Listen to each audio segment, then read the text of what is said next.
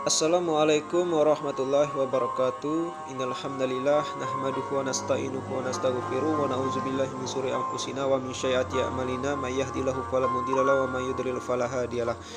Asyhadu an la ilaha illallah wa asyhadu anna Muhammadan abduhu wa rasuluh la nabiyya wa la rasula ba'da amma ba'du. Yang saya hormati Bapak Mufti P. Andi MAG selaku dosen MK Tafsir Ayat Zakat dan Wakaf. Baiklah, saya di sini selaku mahasiswa yang bernama Berry Prima, NIM 2020 60 40 60. Di sini saya akan menguraikan tafsir dan asbabun nuzul tentang zakat dan wakaf. Di sini saya mengambil Quran surah At-Taubah ayat 103 dan Quran surah Ali Imran ayat 92.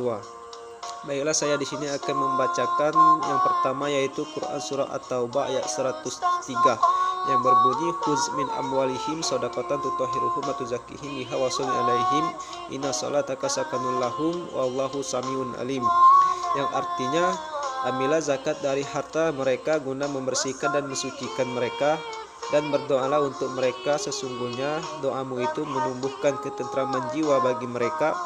Allah Maha mendengar dan Maha mengetahui. Adapun terjemah perkata dari ayat ini ialah yang berbunyi khuz, ambillah min amwalihim dari harta mereka shadaqatan zakat tutahhiruhum guna membersihkan mereka wa tuzakkihim biha dan menyucikan mereka wa shalli alaihim dan berdoalah untuk mereka inna salataka sesungguhnya doamu itu sakanul lahum menumbuhkan ketentraman jiwa bagi mereka, wallahu dan Allah samiun maha mendengar, alimun maha mengetahui. Adapun tafsir ayat ini ialah Allah Subhanahu wa taala memerintahkan Rasulnya untuk mengambil zakat harta mereka guna membersihkan dan menyucikan mereka melalui zakat itu. Pengertian ayat ini umum, sekalipun sebagian ulama mengembalikan dhamir yang terdapat pada lafaz amwalihim kepada orang-orang yang mengakui dosa-dosa mereka yang mencampur baurkan amal soleh dengan amal buruknya.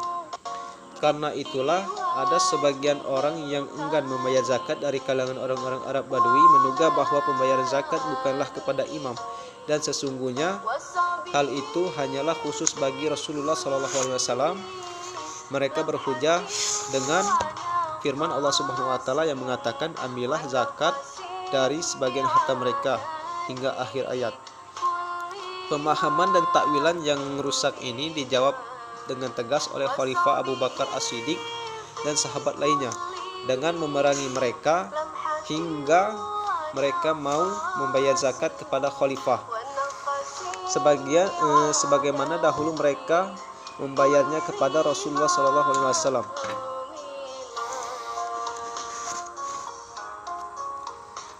Sehingga dalam kasus ini Khalifah Abu Bakar radhiyallahu anhu pernah berkata, demi Allah, seandainya mereka membangkang terhadapku, tidak mau menunaikan zakat ternak untanya yang biasa mereka tunaikan kepada Rasulullah SAW, maka sungguh aku benar-benar akan memerangi mereka karena pembangkangannya itu.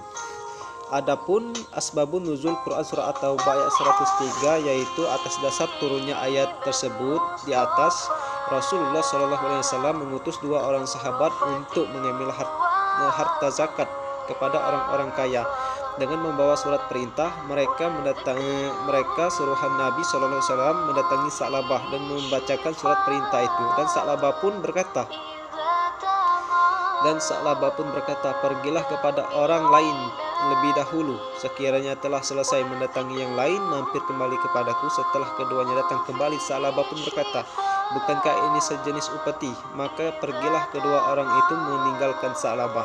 Bersamaan dengan ditinggalkannya Sa'labah oleh kedua orang tersebut, Rasulullah SAW menerima wahyu surah At-Taubah dari ayat 75 sampai 78.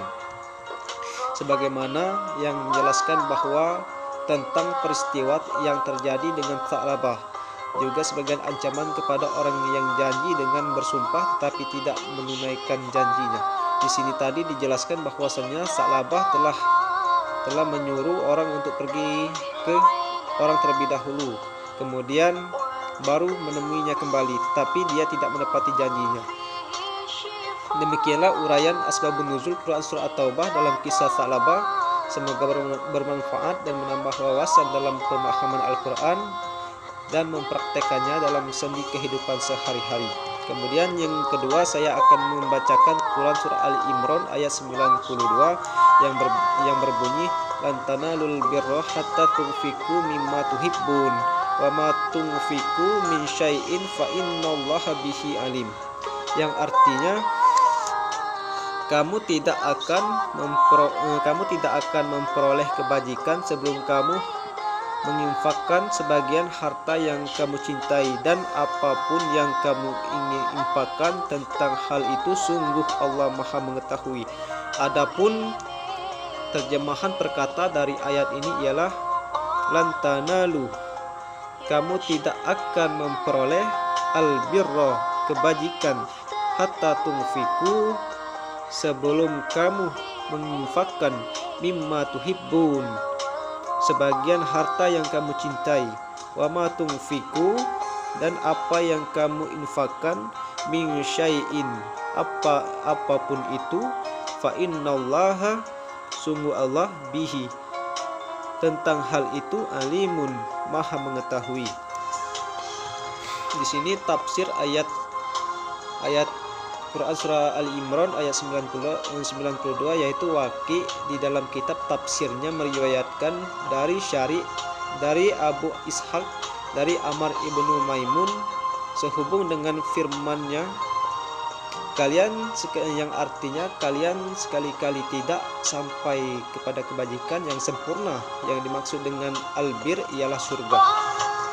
Di dalam kitab Sahih disebutkan bahwa sahabat Umar mengatakan, wahai Rasulullah, aku belum pernah memperoleh harta yang paling aku cintai dari semua harta yang ada padaku selain bagian dari ghanimah Khaybar. Apakah yang harus aku lakukan terhadapnya menurutmu? Maka Rasulullah SAW menjawab, tahanlah pokoknya dan sedekahkan di jalan Allah buah hasilnya.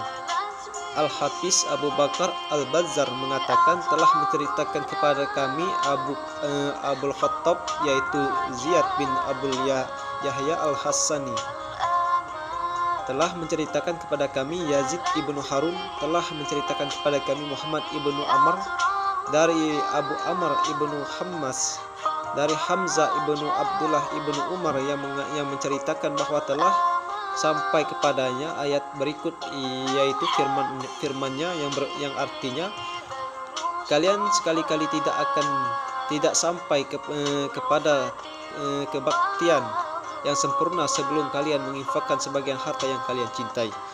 Maka ia teringat kepada pembagian Allah yang paling ia cintai, yaitu seorang budak wanita Romawi.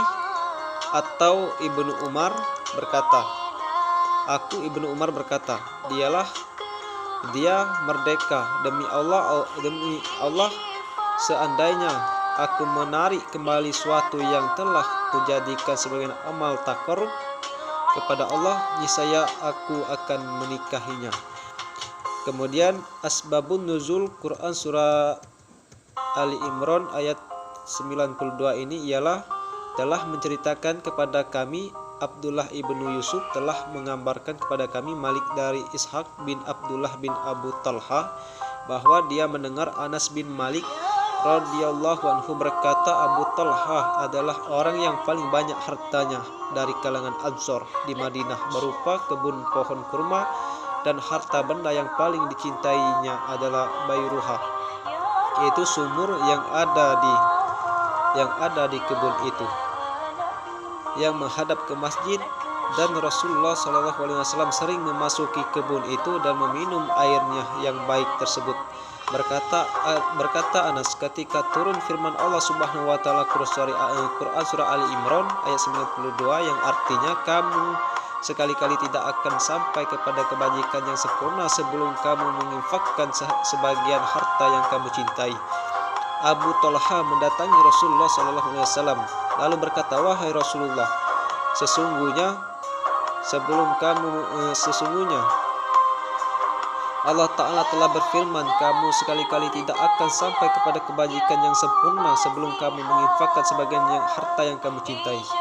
Dan sesungguhnya harta yang paling aku cintai adalah bayruha itu, dan aku mensedekahkannya di jalan Allah dengan berharap kebaikan dan simpanan pahala di sisinya. Maka ambillah wahai Rasulullah sebagian petunjuk Allah kepadamu. Dia Anas berkata, maka Rasulullah SAW bersabda, wah, inilah harta yang menguntungkan, inilah harta yang menguntungkan. Sungguh aku sudah mendengar apa yang kamu niatkan, dan aku berpendapat sebaiknya kamu mensedekahkan buat kerabatmu.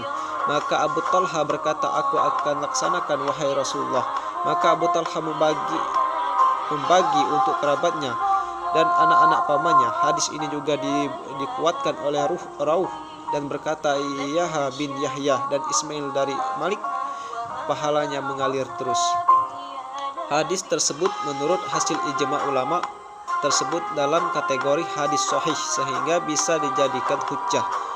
Hadis ini tercantum dalam kitab Sahih Bukhari dengan nomor 1368 dan kitab Fathul Bari dengan nomor 1461. Sekian dari saya. Apabila ada kata-kata yang salah, saya mohon maaf. Kepada Allah saya mohon ampun, karena kebenaran hanyalah milik Allah semata. Saya akhiru kalam, ihdinas siratal mustaqim. Wassalamualaikum warahmatullahi wabarakatuh.